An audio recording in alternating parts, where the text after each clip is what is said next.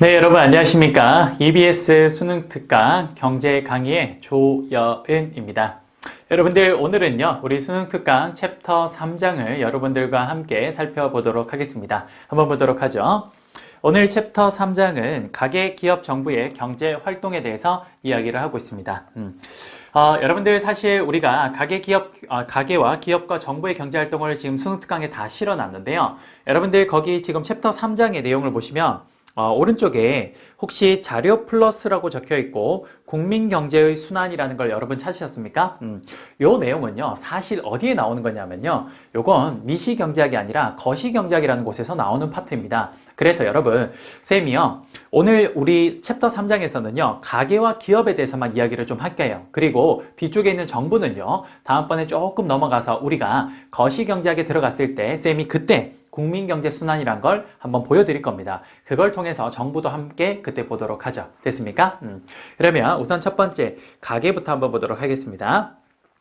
주로 우리 미시경제학은요 가계와 기업의 경제 활동에 대해서 이야기를 하는 거예요. 그러다 보니까 사실 여기에는 정부가 좀 있으면 약간의 논리를 해치는 듯한 셈 자체적으로 좀 느낌이 들어요. 그래서 좀 기본적인 전통 경제학에서는요 가계랑 기업이 일반적으로 그렇죠 미시에 나와 있고, 나중에 정부랑 해외는요 나중에 거시에서 함께 나옵니다. 그래서 우리 그 논리대로 좀 한번 해보도록 할게요. 여러분들이 지금 여기 배우시는 수능 특강에 있는 모든 내용들을 쌤이 하나도 빠짐없이 다 설명을 할 거니까 걱정은 하실 필요 없습니다. 아시겠죠?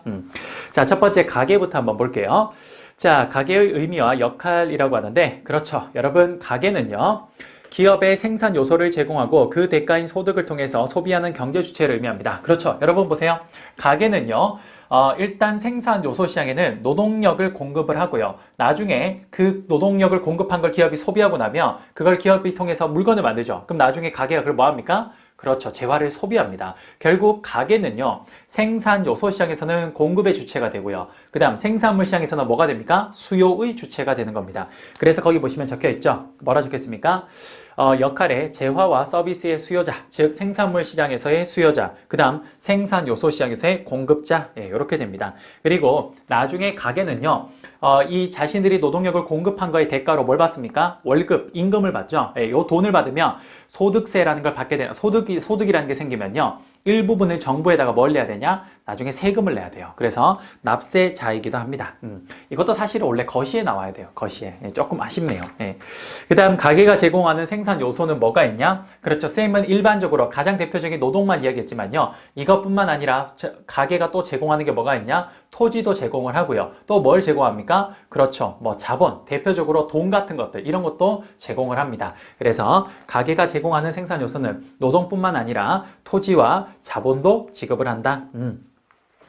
여러분 보시면요. 어떤 회사들이, 그렇죠. 어떤 회사들이 뭐 어디에 들어오려고 하면요.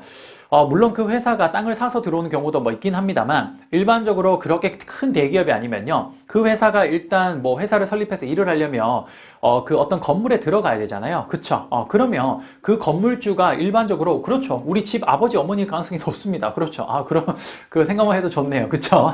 건물주. 그래요. 요즘 얼마나 참 세상이 그 희한하면, 조물주에 뭐가 있다요? 건물주가 있다라고 하죠.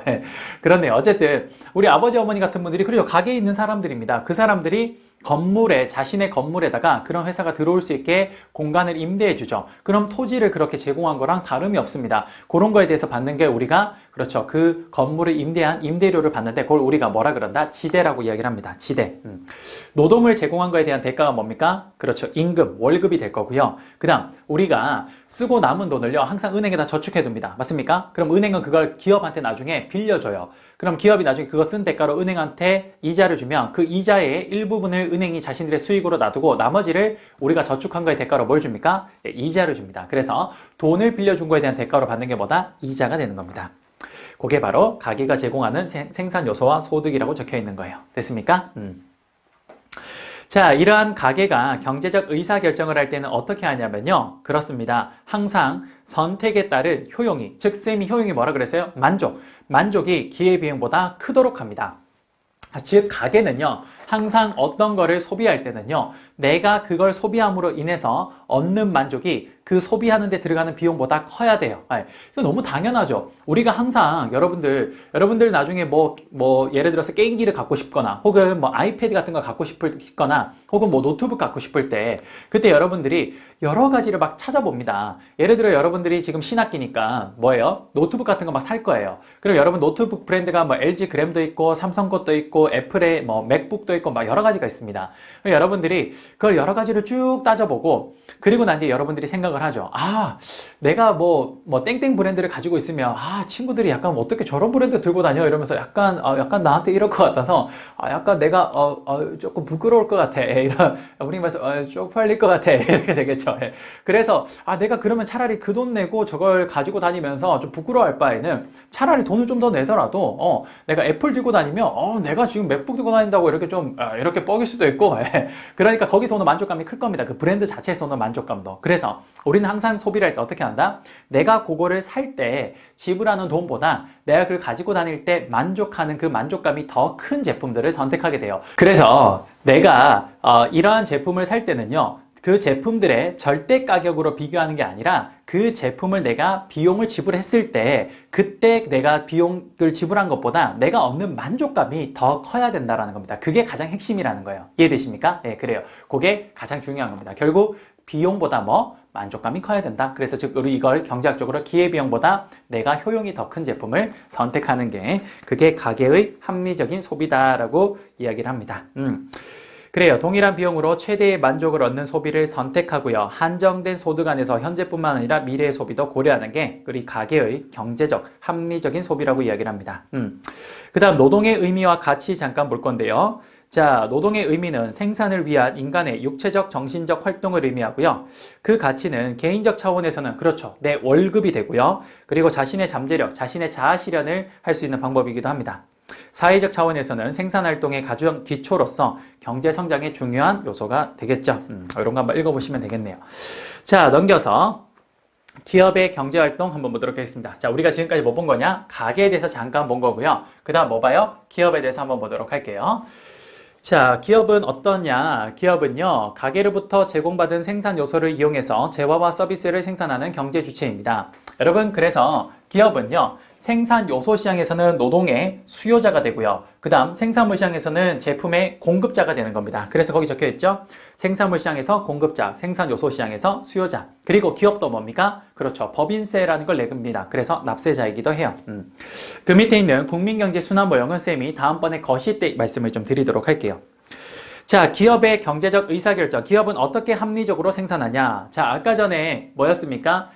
우리 가게는요, 어떻게 합리적으로 소비하냐라고 했을 때 내가 지불하는 비용, 즉 기회비용보다 내가 얻는 효용, 만족이 더 크게 내가 선택을 하면 합리적 소비라고 했습니다. 그럼 기업은 어떻게 합리적으로 생산하냐? 가장 간단한 게 뭐냐? 결국 이윤을 극대화되게 생산하면 됩니다. 여러분, 이윤이라는 게 뭐냐면요, 총 수입에서 총 비용을 뺀 겁니다. 예를 들어서 이런 거예요. 삼성전자라는 회사가요, 갤럭시 스마트폰 한 대당 100만 원인데 이걸 10대 팔았어요. 그럼 총 얼마의 수입이 들어온 겁니까? 1000만 원. 그렇죠. 그게 뭐가 되냐? 총 수입이 돼요. 그런데 그 1000만 원이 다 삼성전자 게 아니에요. 왜? 그 제품을 만들 때 들어갔던 원가도 있고요. 그 다음에 그 제품을 내가 판매하는 데 들어갔던 여러 가지 판매 관련된 마케팅 비용도 들어갈 겁니다. 이런저런 비용들이 많이 들어가요. 그 비용들이 예를 들어서 500만 원 들었다고 해볼게요. 그러면 총 수입 1000만 원에서 총 비용 500만 원을 빼면 얼마 남습니까? 500만 원. 그게 뭐가 됩니까? 기업의 이윤입니다. 그래서 기업은 그 이윤을 가장 크게 만들어주는 방식을 선택해서 생산한다는 겁니다. 그게 기업의 합리적 생산 방식이 되는 거예요. 됐습니까? 그게 바로 기업의 경제적 의사결정, 합리적 생산 방식입니다. 기업은 판매 수입을 늘리고 생산 비용을 줄여서 뭐 하기 위한다? 여기 핵심이네요. 줄 거 볼까요? 이윤 극대화를 위해서 노력하게 된다는 겁니다. 됐습니까? 나머지 기업가 정신과 사회적 책임은 여러분들이 간단하게 한번 읽어보시면 될 것 같습니다. 됐습니다. 여러분, 이렇게 해서 거기 한 장 넘겨보시면 정부에 대한 이야기가 나올 거예요. 요거는 쌤이 우리 거시경제 파트에 들어갔을 때 그때 여러분들께 간단하게 한번 설명드리도록 하겠습니다. 그래요. 여러분들 수고 많으셨고요. 우리 챕터 3장 뭐였습니까? 가계, 기업, 정부의 경제 활동은 여기까지 진행해 보도록 하겠습니다. 여러분, 저는 다음 시간에 다시 찾아뵙도록 하겠습니다. 감사합니다.